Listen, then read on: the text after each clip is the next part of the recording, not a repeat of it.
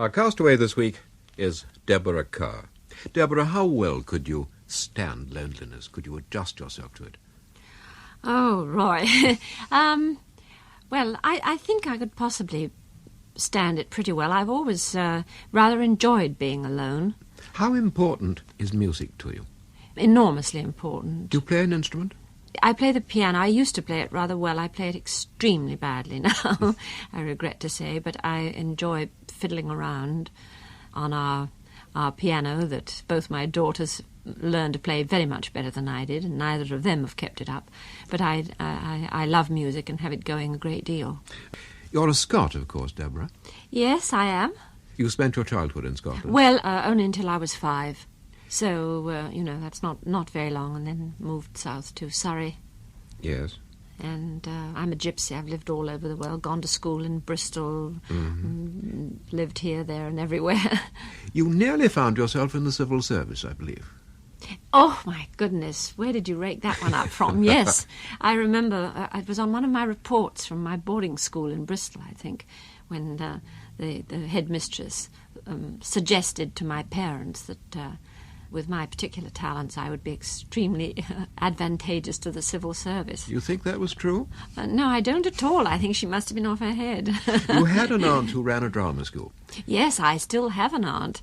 She is an absolutely splendid 80 the other day, and although she does not run the drama school anymore, she did, and I've studied with her, and all I've learned, I've learned from her. Your original ambition was to be a dancer? Yes, I was absolutely passionate to be another Margot Fontaine, but I very quickly caught on to the fact, because I became a student at the Sadler's Wells Ballet. Yes, and you won a scholarship, I believe. That's right, and soon found out that I was never going to make that scene at all. You were in the Corps de Ballet for a while. Yes, I was, back row of the Swans. And then what?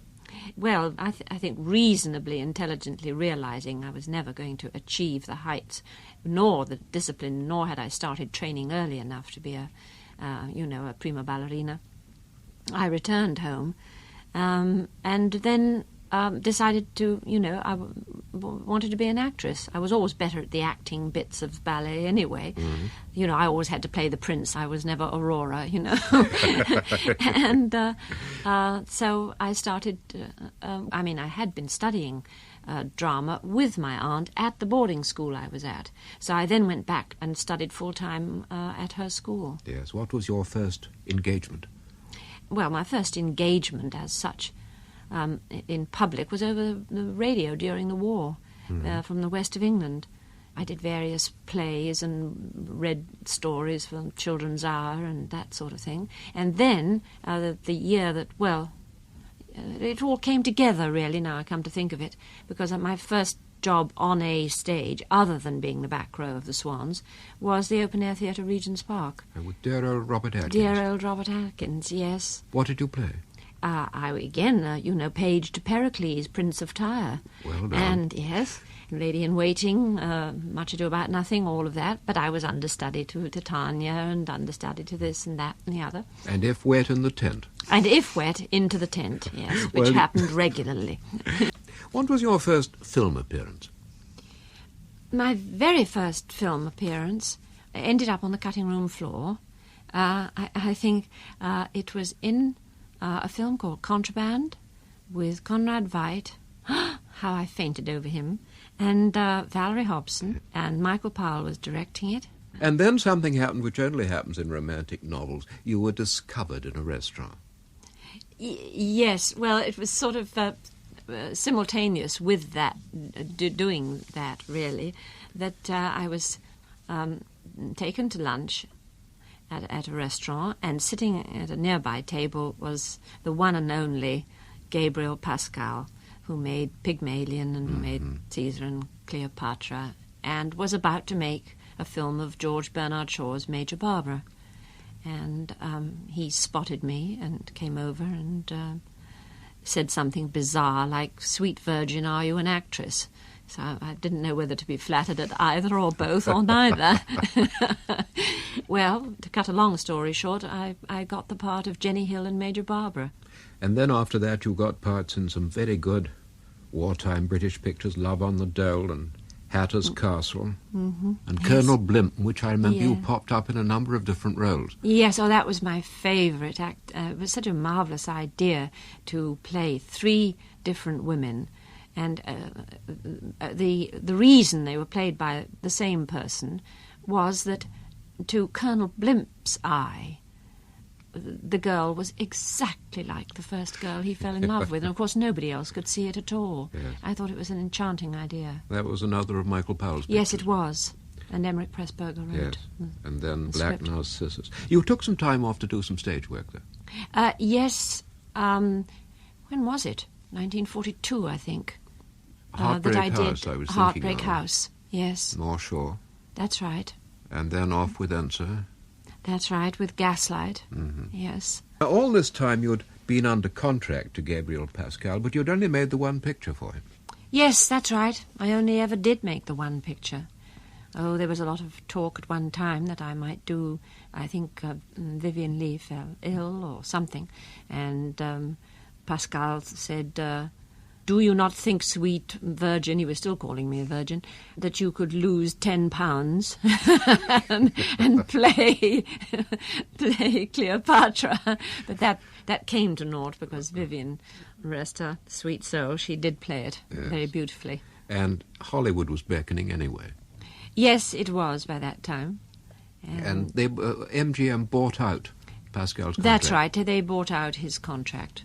What So I really had not much choice of where I went in Hollywood because I think Gabby had made a pretty good profit out of me anyway. What was the first Hollywood picture you did? It was called The Hucksters with Clark Gable. So that was fairly intimidating to go to Hollywood, A, and B, to do your first movie with the King. Yes. And the King he was.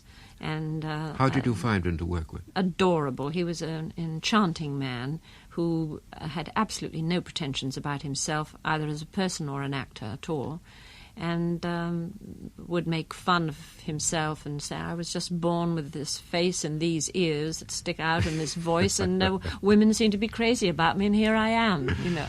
MGM worked you very hard, didn't they? They did work me very hard indeed. But I was there, you know, at a wonderful time. Yes. There was one film you made which was fairly rough, tough, and terrific for its day. That was From Here to Eternity. Yes, indeed. Well, that was what's known as the break point. I was tremendously lucky to get that part because it didn't break, it shattered the mould. And coming at the same time as the movie came out, I went to Broadway and appeared in Robert Anderson's play Tea and Sympathy, which was also, for its time, a shocker. I mean, it is a very tender and lovely play, but it had a very startling end that only, 20 years ago, if that, had people gasping. They simply couldn't believe that a 35-year-old woman would offer herself to an 18-year-old boy. I mean, the roof fell in. And today, I mean, it's the norm, isn't it? They're doing it all over the place. Well, you made a lot of films in Hollywood, some very good ones too. One big musical, The King and I. Did you do all your own singing? No, I did not. While I was on tour with Tea and Sympathy, I was taking singing lessons like mad. I had taken them before when I was a drama student, but I worked and worked and worked and worked. And I got my voice up and steadier in pitch. It was good for my theatre work as well, but not enough to be able to sing some of those very difficult songs, because some of them are very difficult songs in The King and I. They're very sustained. It's one thing on the stage to get away with not a very good voice, because Gertrude Lawrence didn't have a very good voice. True. But it's quite another thing in the cinema. It's got to be true. And this very, very talented girl, this singer, Marnie Nixon, she not only had this extraordinary ear that she could really mimic one's voice and one's pronunciation, but funnily enough, we looked extraordinarily alike. And I think I've heard her having dubbed for other people, but I really do think that, not because it was my film and I was in it, but The King and I, it's really very hard to tell when it isn't me. Yes, you did some of the songs. Yes, I did Whistle a Happy Tune, yes, and the intro to Getting to Know You. Which other films do you remember with affection? Oh, I've been so lucky. I've done so many that I've adored doing and have so many happy memories of. I suppose The Sundowners, the story about the Australia and the sheep farms with Bob Mitchum. That's one of my real favourites. I remember that with great affection. Affair to Remember, of course. I'm ashamed to say I will even sit now and find myself crying over it, which I think is pretty disgusting. Night of the Iguana, I love. The Innocents, I absolutely adored doing. A wonderful story. It was a wonderful story, and I think Jack Clayton's interpretation of it was quite brilliant, and it was desperately overlooked, I think. Yes. Your home now is in Switzerland. Yes, that's right. It has been for 20 years. And you've been doing a lot of stage work in recent years. You were in London with The Day After the Fair a few years ago. Yes. And now in London you're playing Shaw's Candida with enormous success. Are you enjoying it? Oh, yes. You look as if you are. I don't remember when I've had such a happy time. One never suspects when you read on the flat page, you read Candida, how much the old man, George Bernard Shaw, put into that little play, because it is quite a short play.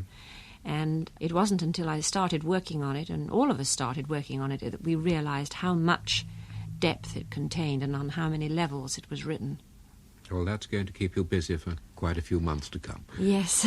From all your travels, all those glamorous locations, there must have been a few which gave you some ideas for making yourself comfortable on a desert island. Could you manage? Could you look after yourself? Well, I suppose one would have to, wouldn't It's better. one? You know, it would be inventing things, wouldn't it? Yes. You know, sort of making a toothbrush out of a coconut or something. That's the trick of the week. It strikes me you're going to be a pretty good castaway. Would you try Yes, to... I think I am now, because I can fish, and I know how to grill it, and I can rub two sticks together and make a fire, can't I? You can do it. You've done it. Yes, I've done it. Yes. Would you try to escape? No, I don't think I'm that good a swimmer.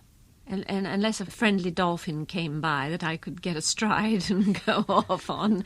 I think that's unlikely. But if you could take just one disc of your 8, which would it be? I think it would be the New World Symphony. It's a sort of all-rounder. And one luxury to take to the island with you? You won't let me have my luxury, I don't think. Because it has to be inanimate, doesn't it? Yes, it does. What were you going to ask? Well, you see, I was going to ask you for a crochet hook and a flock of sheep. Crochet hook, yes. Flock of sheep, no. All right, but can I have the wool off the flock of sheep? Yes, because you indeed. see, that will keep me busy, and I can make all kinds of bikinis and heaven knows what else. Yes, and one book, putting aside the Bible and Shakespeare, and we don't allow big encyclopedias either. I thought I would like to take the complete Oxford Dictionary, because I'm fascinated with words, and I'm never bored reading and finding a new word and where it came from and what its derivation is and why we use it, etc., etc. Right. The complete Oxford Dictionary in all those volumes. And thank you, Deborah Kerr, for letting us hear your Desert Island discs. Thank you, Roy. It was wonderful. I had a great time. Goodbye, everyone.